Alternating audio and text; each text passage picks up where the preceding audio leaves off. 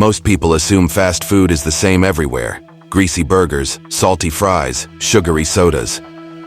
But the truth is far stranger. The fast food you eat in the United States is not the same fast food served in other countries. The fries you order in France, the cereal you buy in the UK, or the soda you sip in Mexico are often made with different ingredients than the ones sold in America. Ingredients considered safer, cleaner, and closer to real food. And the shocking part is that it's not because the fast food chains care more overseas. It's because other countries ban chemicals and additives that the US continues to allow. In America, the food industry is given almost free rein to use artificial colors, preservatives, growth hormones, and flavor enhancers that make food cheaper to produce, longer lasting, and more addictive. In other countries, regulators stepped in. Europe banned many artificial dyes linked to hyperactivity in children.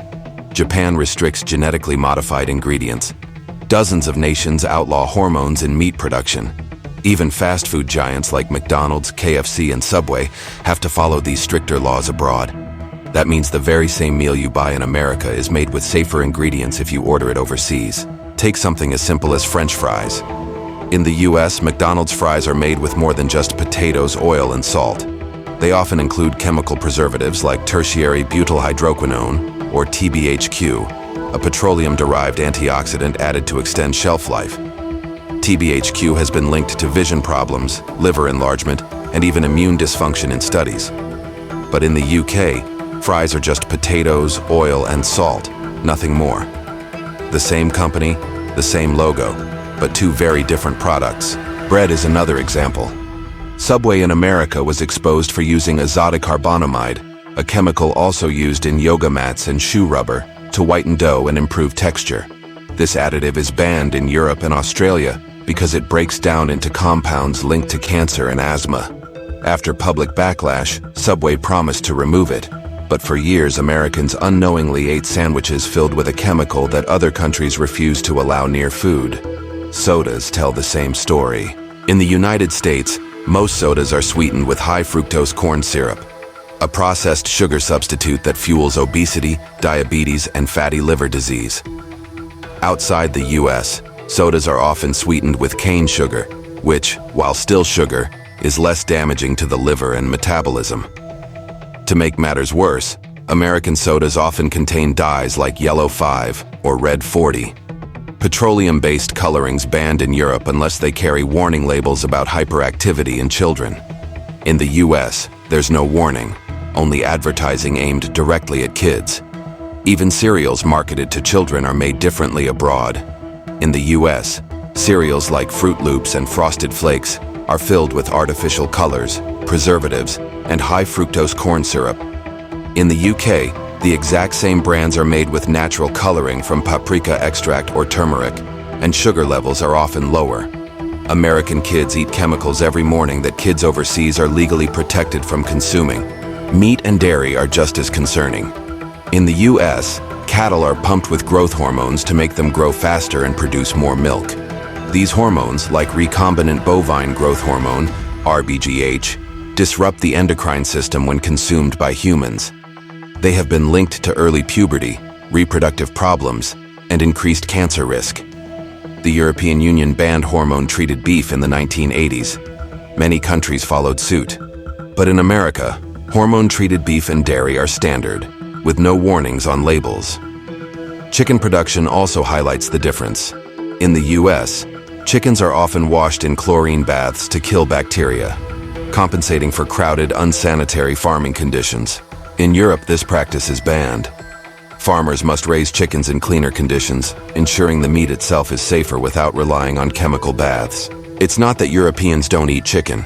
They just refuse to accept chicken so contaminated that it has to be bleached before it's sold.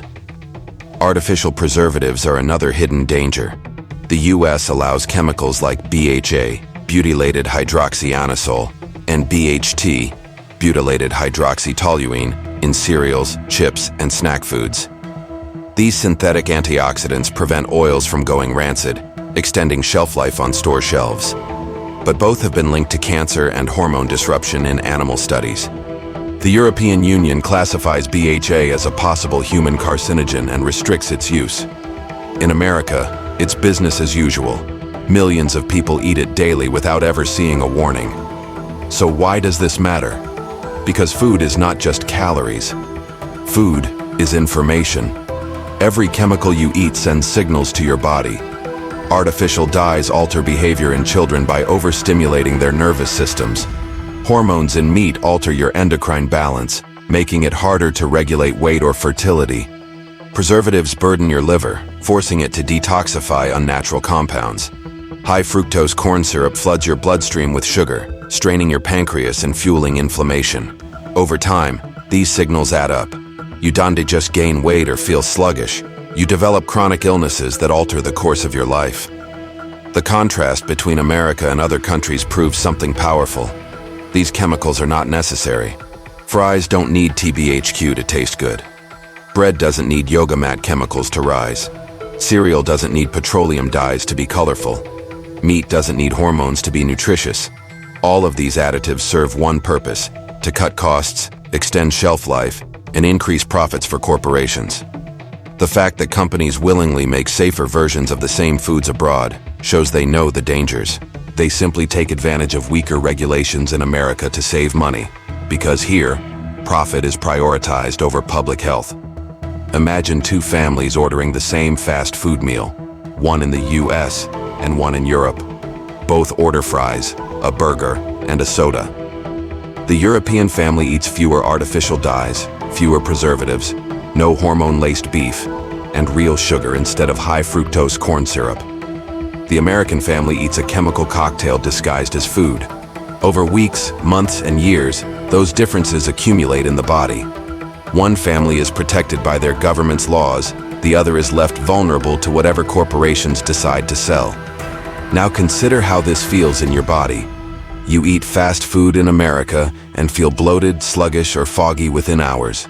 Your heart races, your digestion slows, your mood drops.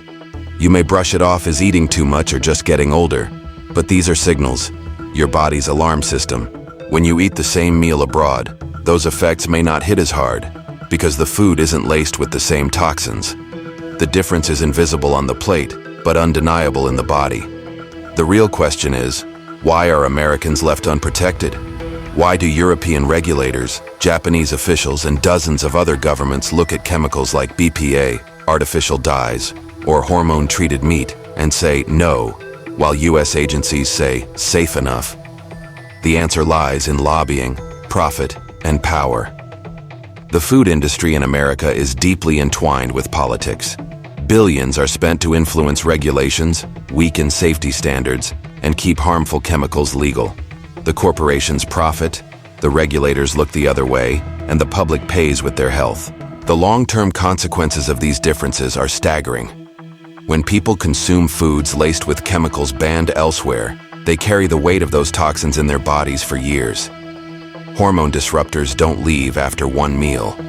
They lodge in fat tissue, circulate in the bloodstream, and confuse the delicate signals that regulate everything from mood to fertility.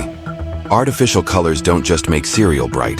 They overexcite the nervous system, leaving children irritable, unfocused, and restless. Preservatives don't simply extend shelf life. They accumulate in organs, forcing the liver and kidneys to detoxify substances they were never meant to handle. The connection between American food practices and chronic illness is impossible to ignore.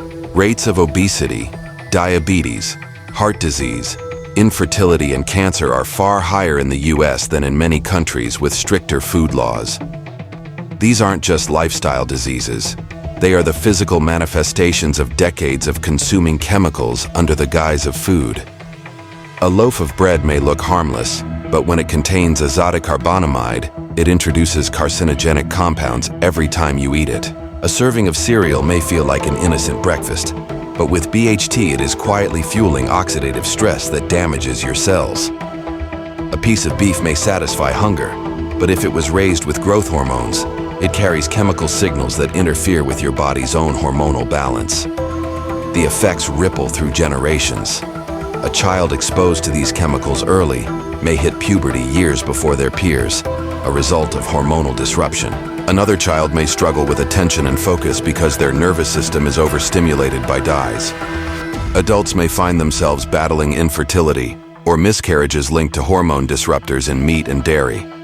Even mental health is tied to this hidden assault. Mood swings, depression, and anxiety are exacerbated by chemicals that interfere with brain chemistry and gut health. Food isn't just making people sick, it's shaping how they think, feel, and live. The difference between American and European food is also visible in portion sizes and satiety. When food is made with real ingredients, it satisfies. When food is made with chemicals, it tricks the body into craving more. High fructose corn syrup, for example, doesn't trigger the same satiety signals as natural sugar. It keeps the brain craving sweetness, leading to overeating and addiction-like behavior. Artificial flavor enhancers like MSG make food hyper-palatable, overriding natural signals of fullness. The result is a population that eats more, feels less satisfied, and gains weight without understanding why. Consider how this plays out in everyday life.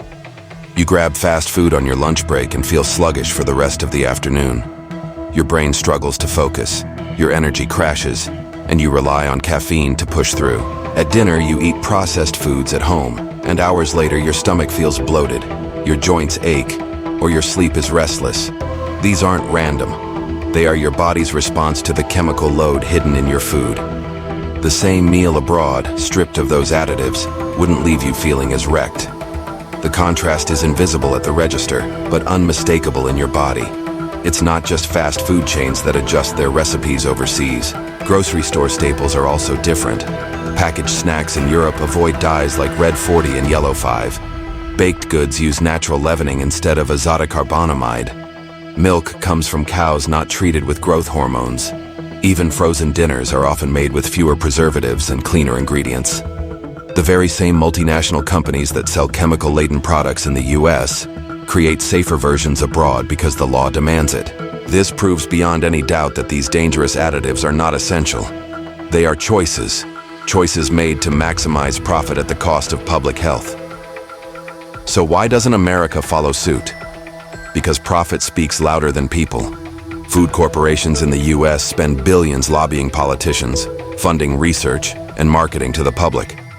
Regulators are influenced, policies are watered down, and dangerous chemicals remain legal. The narrative becomes that these substances are safe in small amounts, ignoring the fact that people consume them daily from multiple sources for decades. The dose isn't